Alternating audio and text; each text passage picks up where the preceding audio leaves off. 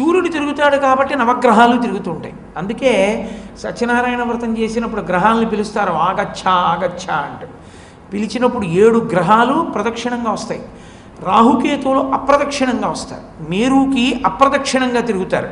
అందుకే శ్రీకాళహస్తి క్షేత్రం ఇప్పటికీ అప్రదక్షిణ క్షేత్రం. శివాలయంలోకి వెళ్ళేటప్పుడు కుడి చేతి వైపుగా వెళ్ళాం, ఎడం చేతి వైపుగా వెడతాం, రాహుకేతు క్షేత్రం కాబట్టి అది.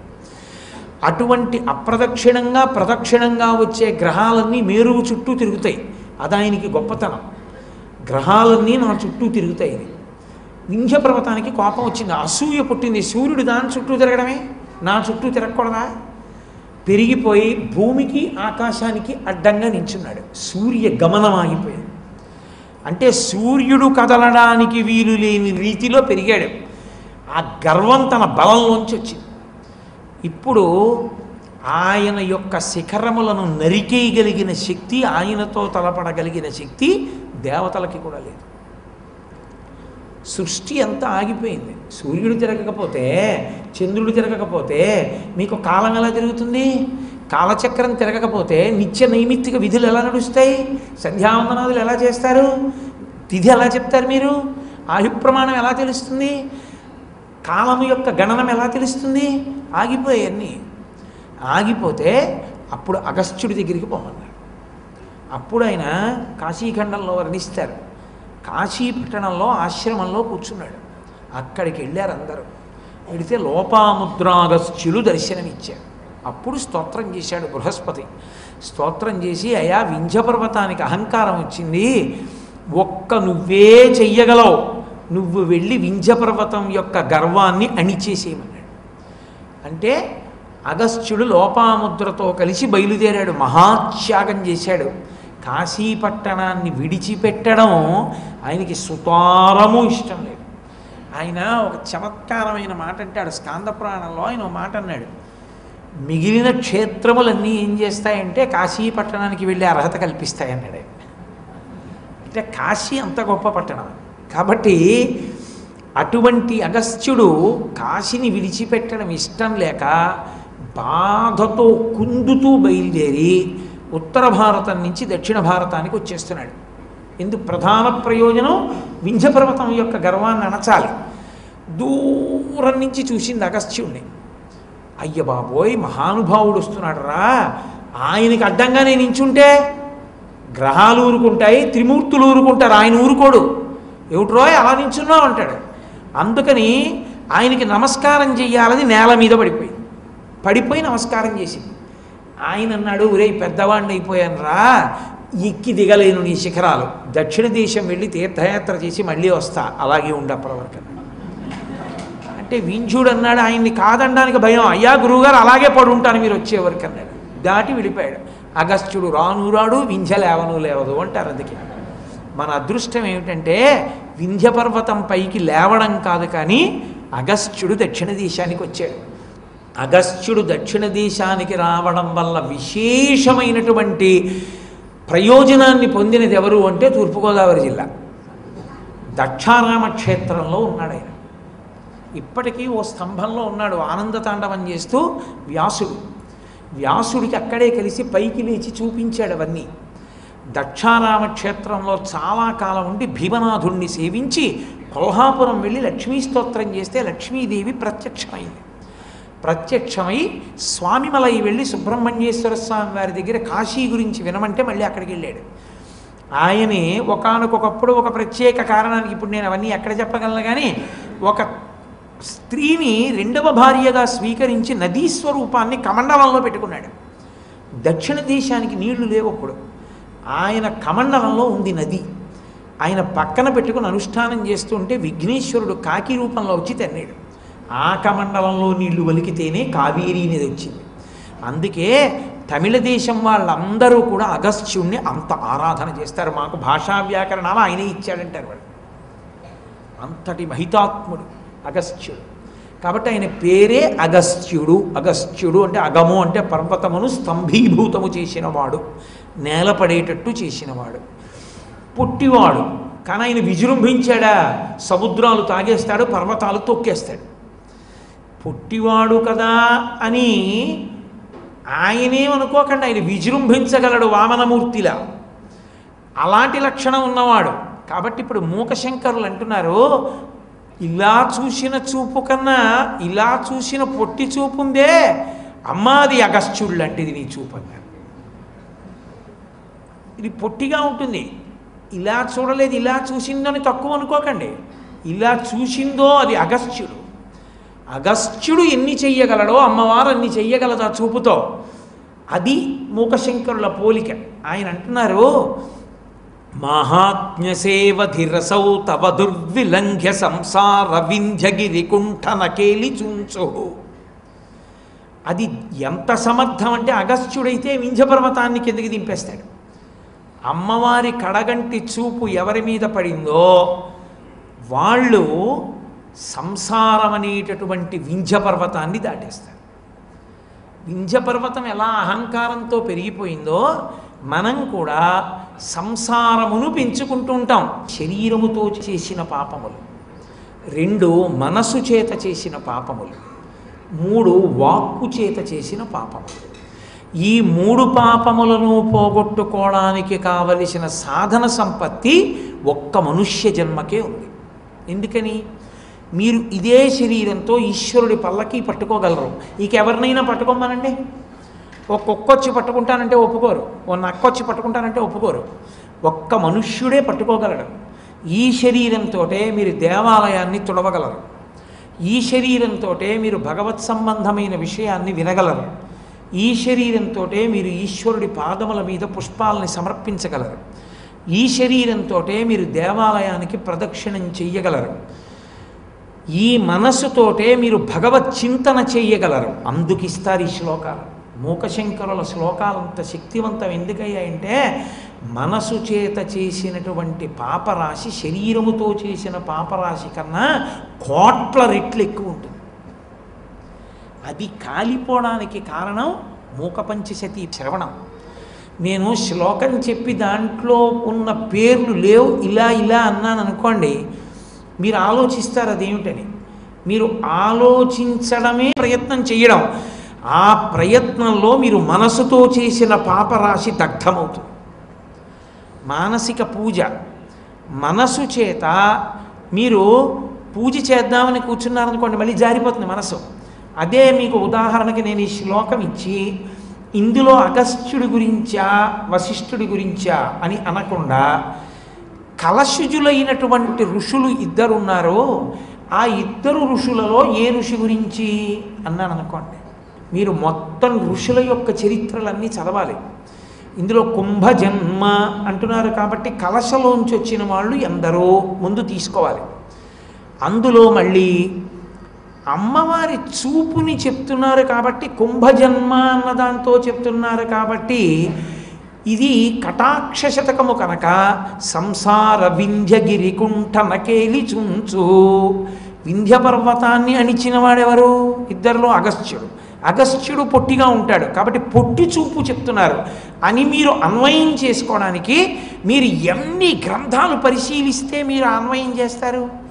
మీరు అన్వయం చేయడం మానసికంగా మీరు ఎంత తవ్వుకుంటూ వెళ్ళిపోవాలి లోపలికి.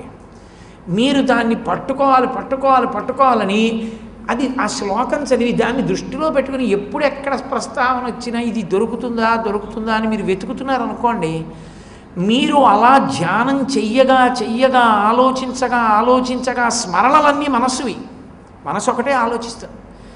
మీరు ఎంత ఈ శ్లోకం గురించి ఆలోచిస్తారో అంత పాపరాశి కాలిపోతుంది. మనసు చేత చేసిన పాపములు విశేషంగా ఉంటాయి. ఏదో కనపడుతుంది, అబ్బా చాలా బాగుంది, నాది అయిపోతే బాగుండు అంటాడు. అక్కడ ఏదో డబ్బులు పడి ఉంటాయి, ఎవడో చూడటం లేదు తీసేసుకుందామా అంటాడు. ముందు పాపచింతన చేస్తుంది అలవాటు పడిపోయి. ఈ చింతన చేత మూట కట్టేస్తుంది పాపాలు. వీటిని పోగొట్టడానికి ప్రధాన మార్గములు లోకంలో 2. ఒకటి సౌందర్యలహరి. శంకరాచార్యుల వారు ప్రత్యేకంగా కొన్ని శ్లోకాలు అందుకే అలా చేశారు. 2వది మూకపంచశతి. ఈ 2 ఏం చేస్తాయంటే మిమ్మల్ని ఆలోచింపచేస్తాయి, ధ్యానం చేయిస్తాయి. అందుకే ఏకాంతాన్ని కోరుకుంటుంటారు. కారణం ఏమంటే మీరు ఆ ధ్యానం ఆ శ్లోకం మీద చెయ్యాలి అంటే మీకు ఆ వాతావరణం ఉండాలి. మీకు అది లేకుండా మీరు మూకపంచశతి జోలికి వెళ్ళలేరు. అది సాధ్యం కాదు, సంభవం కాదు, అంగీకరించదు అమ్మవారు. అందుకే దాని మీద మీరు ఎంత ధ్యానం చేస్తే మీరు అంత ఆనందపు పొంగులు అనుభవిస్తారు. కాబట్టి ఇప్పుడు మానసికమైనటువంటి పాపములను మనసు చేత పోగొట్టాలి. వాక్కు చేత చేసిన పాపములను వాక్కు చేతే పోగొట్టాలి. అందుకని స్తోత్రాలు వచ్చాయి. భగవంతుణ్ణి స్తుతి చెయ్యడం, భగవంతుని యొక్క వైభవాన్ని కీర్తించడం, మంచి మాటలు మాట్లాడడం, విష్ణు సహస్రం, లలితా సహస్రం లాంటివి పఠించడం, రామనామం అంటూ ఉండడం, ఇవన్నీ ఎందుకు వచ్చాయంటే మన నోటితో మాటలతో ఎన్నో పాపాలు చేశాం. వాటిని మళ్ళీ వాక్కుల చేతనే పోగొట్టాలి. ఈ మూడు చేయడానికి యోగ్యమైన ఉపకరణము ఒక్క మనుష్య శరీరమే. ఈ మనుష్య శరీరంలో తెలిసో తెలియకో రెండింటిని వాడతాడు. ఎక్కడో కొంచెం మార్పు వచ్చిన వాడు ఏదో విష్ణు సహస్రధరణో శ్రీరామ శ్రీరామ శ్రీరామండమో ఏదో చేస్తాడు, ఏదో కాస్త అగరత్తు వెలిగిస్తాడో దీపం పెడతాడు, ఏదో చేస్తాడు. మనసుతో చేసింది అప్పుడు కూడా మనసు లేదు, అది చేసినప్పుడు ఎక్కడో తిరుగుతోంది. మనసుతో చేసిన పాపములను పోగొట్టడానికి సాధనము సంసారం అన్న మాటకు అర్థం ఏమిటో తెలుసా?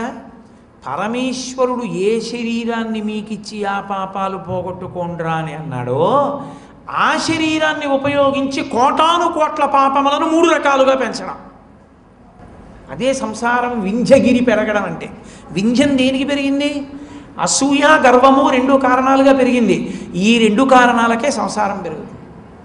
అంటే నా అంత వాణ్ణి నేనండి, ఏంటి వాడు మాట్లాడేది? నింద చేస్తాడు వాక్కు చేత, ఇలా చూపిస్తాడు. కాయికంగా పాపం చేశాడు, ఇలా చూపించి. నోటితో పాపం చేశాడు, వాడెంత వాడు అహంకారంతో మాట్లాడాడు. తప్పుండి పరిశీలన చేస్తే వేరు. మనసు చేత పాపం చేశాడు, అవతల వాడి పతనాన్ని కోరి. ఈ 2 ఎక్కడున్నాయో అక్కడ అనవసరంగా పెరిగిపోవడం ప్రారంభమవుతుంది. ఆ పెరిగిపోవడం ఏమిటి? పునర్జన్మలని పెంచుకోవడం, పునర్జన్మల్ని తగ్గించుకోవడానికి ఇది సాధనం. వీడేం చేశాడు? పెంచుకుంటున్నాడు. దీని చేతనే పునర్జన్మల్ని తగ్గించుకోవాలి, దీని చేతనే ఉత్తమమైనటువంటి శరీరములోకి ప్రవేశించాలి. కానీ ఉత్తమమైన శరీరంలోకి పెంచడానికి కావలసినటువంటి ప్రజ్ఞని సంతరించుకోవట్లేదు. ఉత్తమమైనటువంటి జన్మలోకి ప్రవేశించడానికి కావలసినటువంటి కర్మ చెయ్యట్లేదు. మళ్ళీ ఈ మనసు చేత, వాక్కు చేత, కాయము చేత అపారమైనటువంటి అనుభవించవలసిన పాపాన్ని మూట కట్టేస్తున్నాడు. ఎందుచేత? ఒక్కటే, మీరు చాలా జాగ్రత్తగా పట్టుకోవలసిన విషయాన్ని మనవి చేస్తున్నాను మీకు నేను. భోగానురక్తి. కారణం ఎక్కడుందో తెలుసా అండి? వింధ్య పర్వతానికి ఎలా ఉందో అసూయతో నేను గొప్పదాన్ని అవ్వాలని, అలా ఈ 3టిని భోగం కోసమే పాపం చేస్తాడు. మీరు చూడండి, అన్నిటికన్నా తేలికగా భోగం అనుభవించడం అంటే ఏమిటో తెలుసా? పక్కవాడి దగ్గరికి వెళ్ళి కబుర్లు చెప్పడమే. తేరగా వచ్చే మార్గం ఏమిటండి? ఒక్కసారి మిమ్మల్ని కలుస్తానండి అంటాడు. ఎందుకురా నువ్వు కలవడం? ఒక్క వారం రోజులు కలవకుండా ఉండలేవా? ఒక్క వారం రోజులు నన్ను ప్రశాంతంగా ఉండనివ్వవా అన్నారనుకోండి. ఒక్కసారి కలుస్తానండి, ఒక్కసారి మీ విడిదికి వస్తానండి. ఎందుకు? 365 రోజుల్లో 358 రోజులు కలుస్తున్నాను కదా, 7 రోజులు వద్దని చెప్పాను. ఎందుకు వస్తావు నా విడిదికి? ఆయన వద్దన్నాడు. ఏదో కారణం ఉంది పాపం, ఆయన ఏదో ఏకాంతంగా ఉండాలనుకుంటున్నాడు ఒక వారం, నేను రాను అని. ఎందుకు ఉండవు? కారణం ఏమిటో తెలుసా? తగిన ప్రయోజనం లేకుండా అవతల వారితో మాట్లాడటం సరదా. మనిషికి ఉన్న పెద్ద ఇబ్బంది ఎక్కడొస్తుందంటే, ఏమీ తోచకపోతే కానీ ఖర్చు లేకుండా భోగం అనుభవించడానికి మార్గం ఏంటంటే కబుర్లు చెప్పడమే. కబుర్లు చెప్పేటప్పుడు ఏమవుతుంది? అవతల వాడికి వినడానికి సరదా ఉండాలి. వాడికి రాగము ద్వేషము ఉంటాయి. వాడికి ఏది రాగమో దాన్ని పొగడాలి, వాడికి ఏది ద్వేషమో దాన్ని తిట్టాలి. వాడికి రాగము రాక్షసుని ఎందైతే వాడికి రాక్షసుని పొగడాలి, వాడికి ద్వేషము భగవంతుని ఎందైతే నువ్వు భగవన్ నింద చెయ్యాలి. అవతలవాడు మహాత్ముడని నీకు తెలుసు, మనం ఎందుకు ఆయన జోలిని మనకి తెలుసు. వాడు తిడతాడు, నువ్వు వినాలి. నువ్వు తిట్టకపోతే వాడు వినడు, నువ్వు తిట్టాలి. ఇప్పుడు ఏమైంది? భోగానురక్తి వలన వాక్కు పాపమును మూట కడుతుంది. కారణం అదే. ధార్మిక చింతన చేత, విచక్షణ చేత, విశ్లేషణ చేత మాట్లాడితే దోషం అంటదు. కాకుండా కేవలం ఒక నింద చేయడం ప్రధానమైన ప్రయోజనంగా పెట్టుకుని మాట్లాడడం ఎందుకు వస్తుందో తెలుసా? అదే పనిగా మాట్లాడుతుండడం. ఎందుకని అంటే భోగకాంక్ష. వాడు ఉండలేడు. ఏమీ లేదనుకోండి, కరెంట్ ఉంటే వాడికి ఇంకా ఆనందమే. ఇలా నొక్కితే చాలు 100 ఛానల్స్లో చూసుకుంటాడు. అది లేదనుకోండి మొదలు, అలా వాళ్ళ ఇంటికి ఎడదామా అంటాడు. ఎందుకు? ఏమిటి ప్రయోజనం? ఆయన ఏదో చదువుకుంటాడు, ఆయన జపం చేసుకుంటాడు, నీకెందుకు? నువ్వు చెయ్యవు, పీడబోయేది, ఆయన ఎందుకు పాడు చేస్తావు? అస్తమానం వెళ్ళను ఆయన ఇంటి తలుపులు కొట్టడం. అందుకే కలియుగంలో ఉండే పెద్ద ప్రతిబంధకం ఏమిటో తెలుసా? కాస్త భగవన్మార్గంలో నిలబడదామనుకున్న వాడి ఇంటి తలుపులు కొట్టినంత మంది లోకంలో ఎవరింటి తలుపు కొట్టరు. వాడు పాడవద్దు, అవి వాడి తలుపులు కొడతారు. ఏమిటి చెప్పడం వెళ్ళి? ఏవో అక్కర్లేని మాటలు అంతే. ఏమైంది? అవతలవాడి కాలం కూడా నాశనం అయిపోయిందా? వాడిని పాడు చేసేసావు, నువ్వు పాడైపోయావు. పాపమా కాదా? అవతలవాడి జపం పాడు చేయడం, అవతలవాడి అనుష్ఠానం పాడు చేయడం, అవతలవాడి కాలం పాడు చేయడం పాపమేనా? ఋషి తపస్సు పాడు చేయడం లాంటిది. అప్పుడు ఆ పాపం మూట కట్టుకున్నావా నీ మాటల చేత? మాటల చేత పాపాలు పోగొట్టుకోరా అంటే మాటల చేత పాపాలు మూట కడతాడు. ఇది సంసార వింధ్యగిరి. పెరుగుతోంది, రోజు రోజుకి పెరిగిపోతోంది. ఇది ఎంత పెరిగిపోతోందంటే సూర్యచంద్రులు కూడా కదలనంతగా పెరగగలదు. అంటే ఎప్పటికవుతుంది ఇంకా నీ పాపం? పోగొట్టుకోవడానికి అవకాశం ఇచ్చిన జన్మని ఉపయోగించుకో. మరి ఇంకా ఎప్పుడు నువ్వు అసలు పోగొట్టుకోగలవు? ఇంకా మిగిలిన జన్మలో పోగొట్టుకునే అవకాశం లేదు. అనుష్ఠానం లేదు కదా దానికి, కాబట్టి పోగొట్టుకోలేవు. కాబట్టి సంసార వింధ్యగిరి కుంఠన కేళి చుంచుహు. చుంచుహు అంటే సమర్థత కలిగినది. పొట్టివాడైనటువంటి అగస్త్యుడు ఎలా శక్తివంతుడో వింధ్యగిరిని కింద పడిపోయేటట్టు చేయడానికి పరదేవత యొక్క కడగంటి చూపు ఇలా ఎవరి మీద ప్రసరించిందో వాడికి ఒక్కసారి ఈ మూడిటి యొక్క విలువ తెలిసి వస్తుంది. అరే నేను ఉపయోగించుకోవాలరా, ఉపయోగించుకోకపోతే పాడైపోతాను. పరీక్షకి పెడతావు, ఎంతసేపు ఉండనిస్తారు? ఏదో ఒక నియతి సమయం ఉండనిస్తారు. ఆ నియతి సమయం దాటిపోతే ఇక పరీక్ష గదిలో కూర్చొనిస్తారా? కూర్చొనివ్వరు, బయటికి పంపించేస్తారు. అలాగే ఈ శరీరంలో ఎంతకాలం ఉండనిస్తారు? నీకు పరమేశ్వరుడు ఎన్ని ఊపిరులు ఆయుర్దాయంగా ఇచ్చాడో అంతకాలమే ఉండనిస్తారు. ఒక్కసారి ఊపిరుల సంఖ్య అయిపోయిందనుకోండి, ఇక ఇందులో ఉండడు. ఇంకా తర్వాత ఎన్ని కోట్ల జన్మలు ఇందులో ఉంటాడు అన్నది ఇందులో ఉండగా ఏం చేసావన్న దాన్ని బట్టే.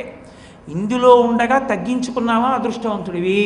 ఇందులో ఉండగా మళ్ళీ మనుష్య శరీరంలోకో దేవతా శరీరంలోకో వెళ్ళడానికి అవకాశం కల్పించుకున్నావా అదృష్టవంతుడివి. ఈ రెండూ లేదు. ఈ రెండూ లేకపోగా ఇంకా హీనమైనటువంటి జన్మలలోకి వెళ్ళి పాడైపోవడానికి కావలసినంత మూట నెత్తికి ఎత్తుకుంటానంటే బాగు చేయగలిగిన వాడు ఎవడున్నాడు? ఆ సాధనం పోతోంది కదా.